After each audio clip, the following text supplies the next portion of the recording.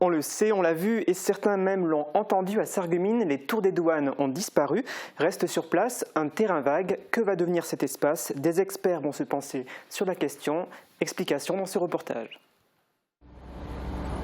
C'était il y a plus d'1 an, la démolition des tours des douanes. Une opération attendue depuis des années qui se concrétisait enfin. Reste aujourd'hui un terrain vague à la recherche d'une nouvelle affectation.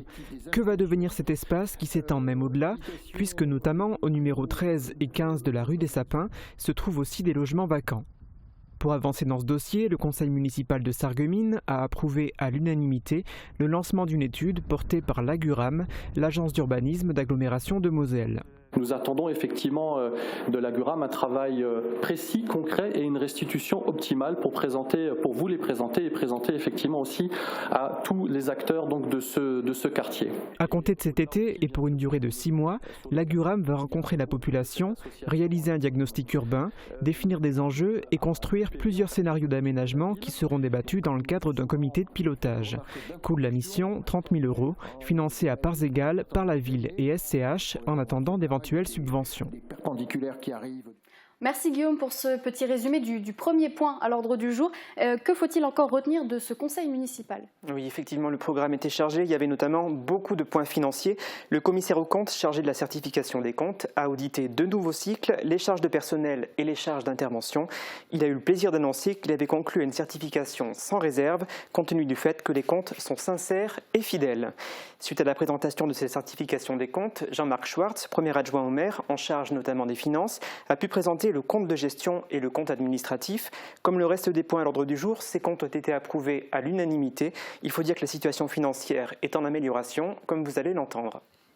2021, une année qui nous remet de nouveau d'équerre, qui nous remet de nouveau dans des bonnes conditions, avec une capacité d'autofinancement nette retrouvée, une capacité d'autofinancement brut retrouvée, qui nous permet aujourd'hui de couvrir entièrement le remboursement du capital des emprunts, et donc une situation qui me paraît aujourd'hui tout à fait saine.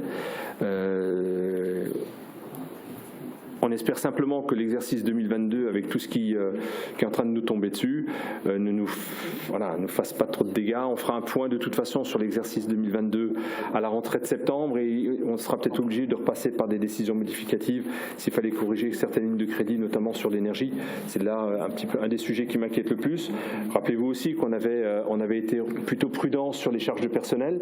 Il y a eu des annonces avant les élections sur des augmentations, des évolutions de valeur de points, qu'on n'a pas nous forcément impacté à 100% dans le budget. Il y aura peut-être des corrections de cet ordre-là qui seront peut-être à réaliser en fonction des annonces qu'on aura au cours de l'année. Mais là, je suis dans un autre domaine. Alors une fois les points financiers abordés, il a été aussi question d'enseignement. Tout à fait, commençons par les cours traditionnels avec la redéfinition de la carte scolaire qui devrait avoir un impact négatif à l'école élémentaire de Velferdin. En effet, une classe devrait être supprimée en raison de la baisse attendue du nombre d'enfants scolarisés là-bas. Rien n'est encore certain, mais l'élu en charge du dossier s'est montré pessimiste, comme vous allez l'entendre dans cet extrait. Après avoir, si à la rentrée on peut avoir plus d'inscriptions, évidemment les décisions peuvent être prises juste avant la rentrée, mais en l'état actuel, nous n'avons pas beaucoup d'espoir d'augmenter ce nombre, et donc ce poste sera supprimé. On a un rendez-vous à la rentrée pour voir ensemble la situation. Donc c'est pour l'instant ce qu'on a négocié à la dernière étape. Et bon, dans la mesure où ces dernières années, on a été à différentes reprises entendus, on souhaite rester sur ce type de relation pour l'instant. Mais vous avez raison de souligner que la loi a évolué positivement dans la mesure au moins où on peut être dans ces négociations. Allez, sans musique, la vie serait bien triste, et Sarreguemines dispose d'un conservatoire et du changement va avoir lieu au niveau de l'enseignement qui y est proposé. Tout à fait, les tarifs vont évoluer en prenant en compte le quotient familial, comme c'est la règle également par exemple au périscolaire. Avec cette évolution, les familles les plus modestes qui ont un ou plusieurs enfants inscrits au conservatoire vont en bénéficier. Celles qui disposent de moyens financiers, on va dire, importants, vont en pâtir. C'est à moi, pardon Guillaume, Oui. tu m'as pourtant écrit les relances très très gros sur la feuille, je m'excuse. Alors j'ai également entendu parler de la création de nouveaux parcours. C'est le cas par exemple des artistes amateurs qui ont appris à jouer d'un instrument il y a quelques années et qui souhaitent s'y remettre. Ils peuvent s'inscrire au conservatoire et participer à des cours de pratique collective. L'établissement souhaite ainsi attirer un nouveau public. Alors sans transition, je pense que tout le monde l'aura remarqué, en ville les travaux sont nombreux depuis un moment et la municipalité a souhaité communiquer de manière quasiment exhaustive sur le sujet. On en est où aujourd'hui ? Alors on pense notamment au pont des Alliés que de nombreuses personnes empruntent chaque jour. Quelle est la situation ? Je vous propose d'entendre à ce sujet Jean-Luc Eberhardt, directeur général des services techniques de la ville de Sarreguemines.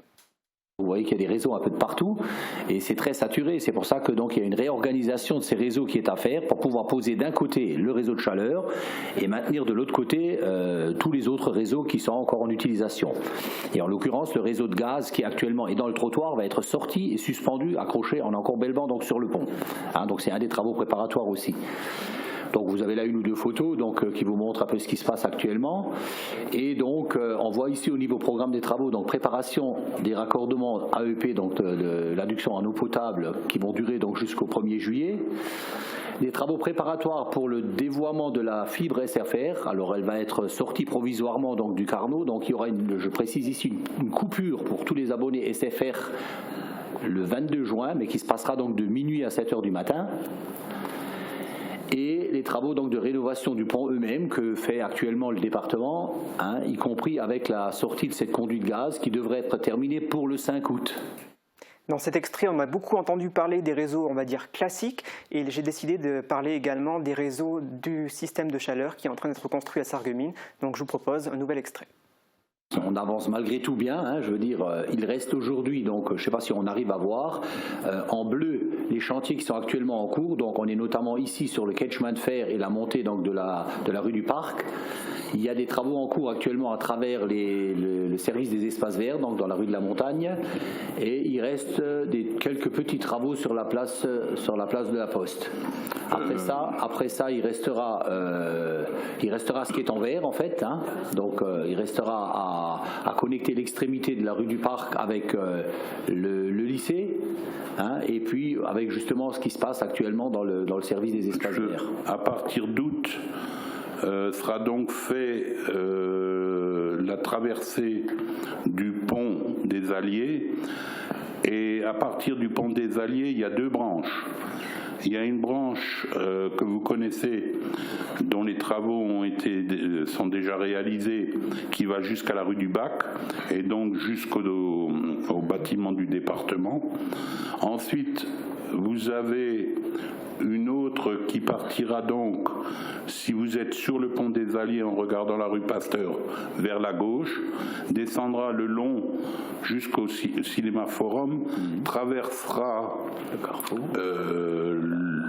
la route et sera donc mis en jonction sur le réseau qui vient de la mairie. Je sais que c'est très contraignant, que ça soit au niveau des Sarregueminois ou des usagers divers, mais aussi au niveau de la casque pour les bus, etc.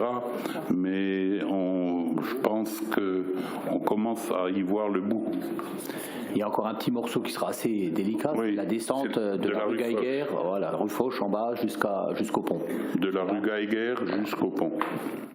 Aux travaux qui viennent d'être évoqués vont s'en ajouter d'autres, où il y en a même qui sont déjà en cours, à savoir des travaux d'enrobés rue de la Montagne et d'autres qui vont arriver rue de France. Et à la rentrée de septembre, d'autres travaux vont commencer dans le cadre de la rénovation du quartier de la Vieille Ville. En projet depuis très longtemps, la rue de l'Église, le passage, la place et la rue du Marché vont être reconfigurés. Les dates annoncées sont très précises. Ces travaux devraient s'installer du 1er septembre 2022 au 29 février 2024. D'accord, mais que va-t-il arriver au marché bi-hebdomadaire qui a lieu tous les mardis et vendredis matin ? Alors le marché va être déplacé le temps des travaux sur le parking de l'hôtel de ville et sur la contre-allée. D'accord, mais où est-ce que les automobilistes vont pouvoir se garer alors, Guillaume ? Sébastien Young, adjoint au maire, a la réponse à ta question. Il y a tout autour du parking de l'hôtel de ville un grand nombre de places disponibles, dont le parking de la Grande Armée qui compte aujourd'hui, toutes places confondues, 224 places. Donc le parking de l'hôtel de ville en compte 114, 224, dont on a déjà un beau ratio.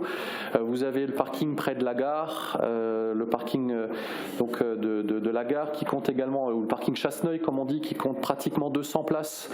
Et puis pour celles et ceux qui ont envie un peu de marcher, vous avez le parking Casal derrière le casino, on passe la passerelle, voilà, il y a un petit moment pittoresque juste avant d'aller faire son petit marché. Donc soyez rassurés que même si ce parking sera occupé le mardi matin et le vendredi matin, il reste quand même tout autour de ce marché un grand nombre de places. Alors bien sûr, il faut marcher un petit peu, mais voilà, c'est bon pour la santé. Et je dis toujours qu'à 5 minutes à pied du centre-ville, il y a plus de 700 places gratuites. Donc voilà. Oui, et puis encore une fois, on le répète, on le souligne bien parce qu'on entend toutes sortes de choses. C'est bien temporaire. Tout à fait. Temporaire.